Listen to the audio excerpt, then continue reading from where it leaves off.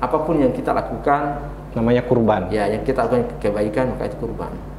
Memang paling spesifik itu kalau kita bilang udhiyah. Meskipun yang masyhur yang dikenal masyarakat itu kan Tapi yang jelas bukan korban.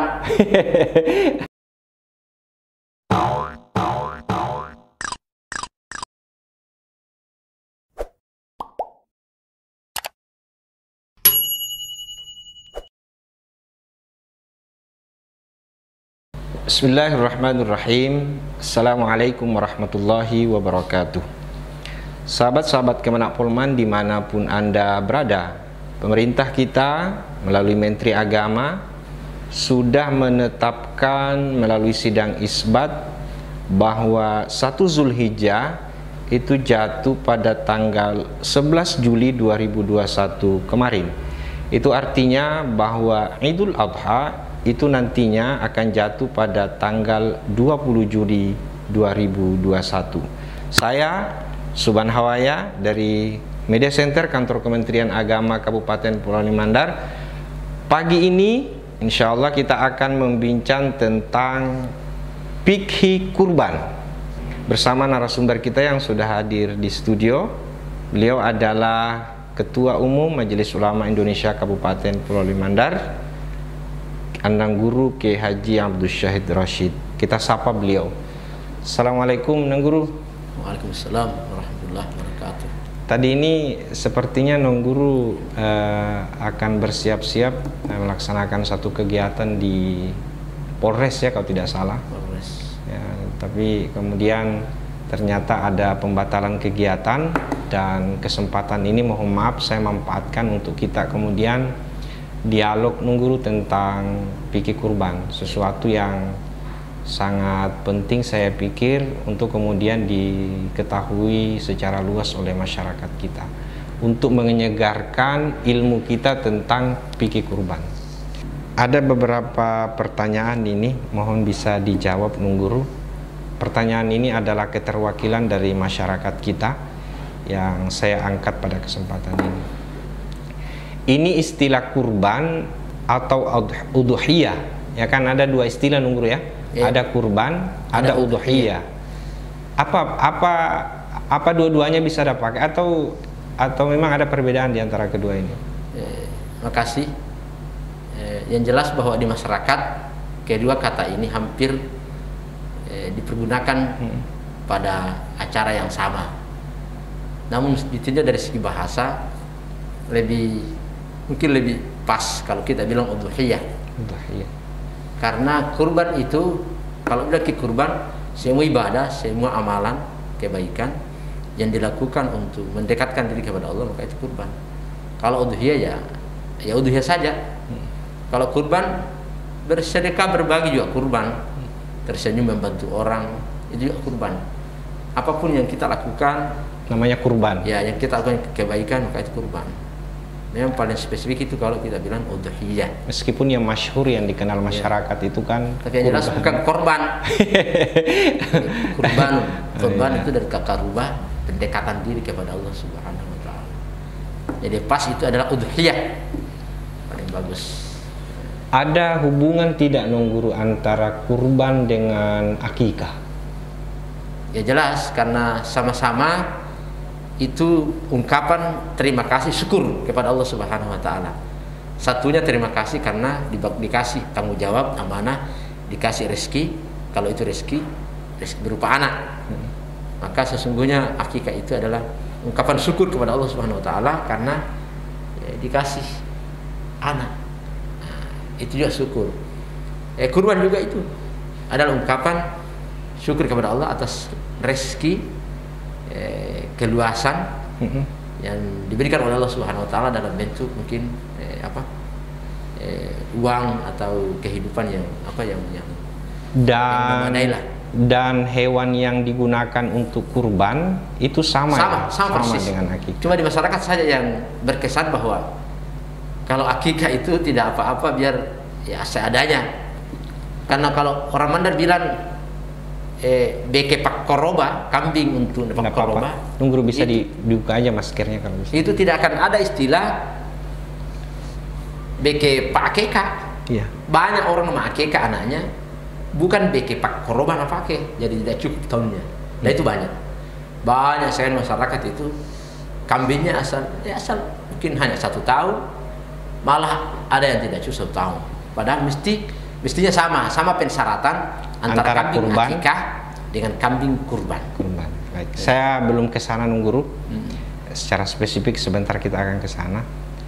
Ada satu pertanyaan di masyarakat kita yang mengatakan bahwa orang yang memiliki kemampuan untuk berkurban, bukan berkorban ya, berkurban, katanya dosa besar itu kalau tidak melaksanakan. Betul enggak Guru itu?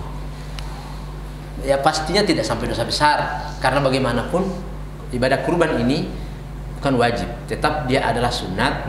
Ada mengatakan sunat muakkadah, ada mengatakan sunnah kifayah. Jadi tetap tidak akan wajib. Makanya sering saya sampaikan dalam pengajian tentang kurban, kalau kebetulan kita punya anak mau bayar kuliah, daripada tidak bayar kuliah tidak usah berkurban. Bayar saya kuliah anak daripada tidak kuliah. Kalau anak yang kelas 3 ujian butuh laptop, ya beri saya laptop, tidak usah kurban. Lebih penting pendidikan. Karena pendidikan itu mengongkosi anak, memberi biaya anak itu wajib. Wajib orang tua membiayai anaknya, wajib orang tua menyekolahkan anaknya dengan baik. Makanya tidak usah dipaksakan, apalagi mengutang gara-gara kurban. Atau mungkin kita gara-gara mau kurban, menu asupan makanan di rumah sehari-hari itu mungkin agak berkurang, tidak seperti biasa karena kita berkurban misalnya itu. Kita kan terlanjur bicara tadi nih antara akikah dengan kurban sama, dan mungkin persyaratan untuk kurban dengan akikah sama Guru ya, persyaratan sama, hewan kurban sama, hewannya sama pas. Apa saja syarat-syarat hewan kurban atau akikah itu Guru? Kalau kambing kan harus 2 tahun lebih. 2 tahun. Asal lebih bisa. Lebih 2 tahun, jadi dia sudah masuk 3 tahun berjalan, jadi 2 tahun lebih. Yang biasa salah kaprah karena di kitab salaf itu ada namanya domba. Iya. Domba itu ya domba memang 1 tahun, beda dengan dagingnya. Domba itu memang boleh 1 tahun. Kalau kambing ya 2 tahun. 2 tahun. Kalau domba mutlak 1 tahun biar boleh.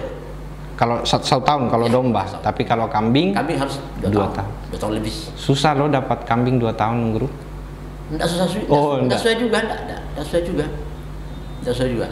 Dulu itu rata-rata yang saya tahu saya dulu itu rata-rata mau korban juga kambing. Jarang ada orang mau sapi. Kenapa? Belum ada belum dipanitiakan. Belum ada istilah panitia kurban dulu. Antara kambing dengan sapi mana afdal Guru? Terlepas dari keikhlasan masing-masing, pasti hitungnya nilainya kambing lebih besar daripada sapi yang 7 orang itu. Sekarang sapi kalau 7 orang itu paling 1,8, paling banter 1-2 juta. Sedangkan binatang kurban berupa kambing sekarang murah sekali, kalau ada 2,5, rata-rata 3 juta.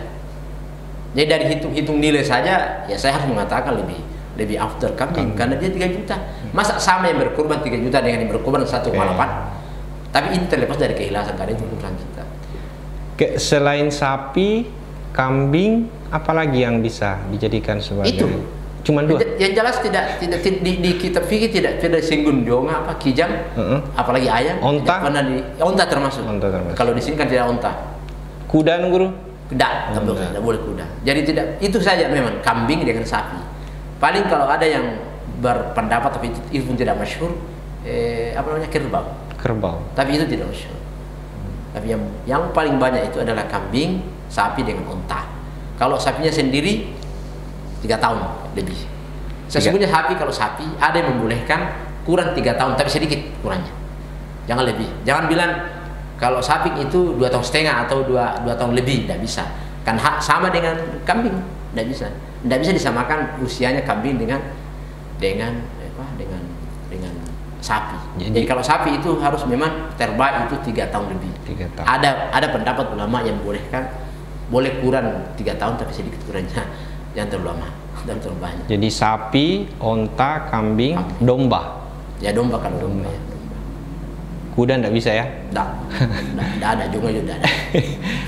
Ada pernah saya dengar Guru katanya untuk orang miskin boleh katanya berkurban dengan ayam laki-laki kampung. Ya, begini. Ya memang komentar ulama banyak sekali, banyak sekali komentar. Jadi ada yang memang saking pentingnya mungkin itu mengajak kita. Itu semangat berkurbannya ada. Yang penting hari itu masuk darah, makdam namanya kalau istilah, makdam, mengeluarkan darah, mengeluarkan atau meneteskan darah binatang. Jadi kalau mungkin tidak bisa berkurban secara untuk ideal, orang miskin, yang kambing atau sapi, ya tidak apa-apa berkurban dengan ayam dan seterusnya. Tapi tetap bukan berkurban menurut fikih. Tetap bukan berkurban menurut fikih. Ya tidak apa-apa lah. Karena mau sekali berkurban, belum ada kemampuannya, ya ayam saja. Tapi saya tetap mengatakan itu bukan berkurban secara fikih. Artinya seandainya itu nadar, maka itu tidak gugur nadarnya. Gara-gara berkurban dengan ayam. Oke. Sapi itu kan nunggu 7 orang ya? 7 orang. 7 orang. Kalau misalnya tidak sampai 7 orang, tidak apa-apa, lebih bagus. Misalnya cuma 5 orang, 4 orang. Saya pernah berkurban 5 orang. Kalau yang itu kalau lebih dari 7 orang. Kalau kurang tidak apa-apa. Malah ada orang berkurban 1 sapi 1 orang. Ada yang pendapat mengatakan satu binatang 1 nyawa 1 orang. Ada pendapat begitu. Ada pendapatnya ulama di ustaz apa segala. Dia berpendapat bahwa 1 nyawa 1 orang. Jadi sapi pun ya 1 orang.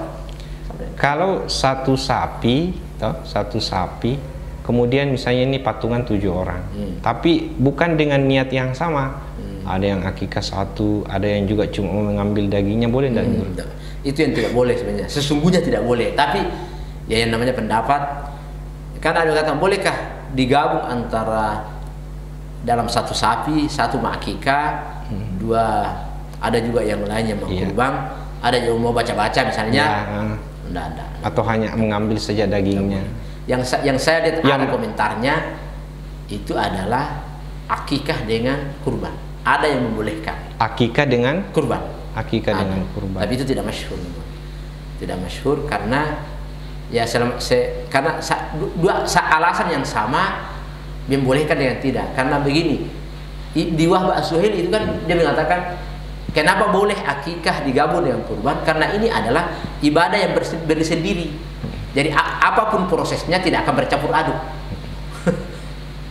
Apapun prosesnya, karena sama-sama ibadah tersendiri tidak akan bercampur aduk. Tapi justru kalau itu alasannya orang yang tidak boleh kan karena justru karena ibadah yang tidak, karena ibadah bersendiri artinya tidak bisa campur karena beda semangatnya. Dari segi pelaksanaan saya beda. Pertama, kalau akikah itu dibagi dalam keadaan matang. Kalau akikah dibagi dalam keadaan sebelum matang. Akikah itu paling bagus setelah disembeli. Masih mentah ya? Enggak, akikah. Oh ya, setelah masak. Setelah disembeli baru dimasak baik-baik, baru dibagi-bagi. Dibagi-bagi sama tetangga. Itu yang paling bagus, akikah. Kalau kurban? Kalau kurban ya mentahnya. Itu saja. Tapi tetap yang namanya komentar pasti ada yang bolehkan. Ada saja ulama yang bolehkan. Ada satu juga pertanyaan nih Nunggul. Bolehkah kita berkurban tapi niatnya itu untuk orang mati, orang yang sudah meninggal? Kita punya orang tua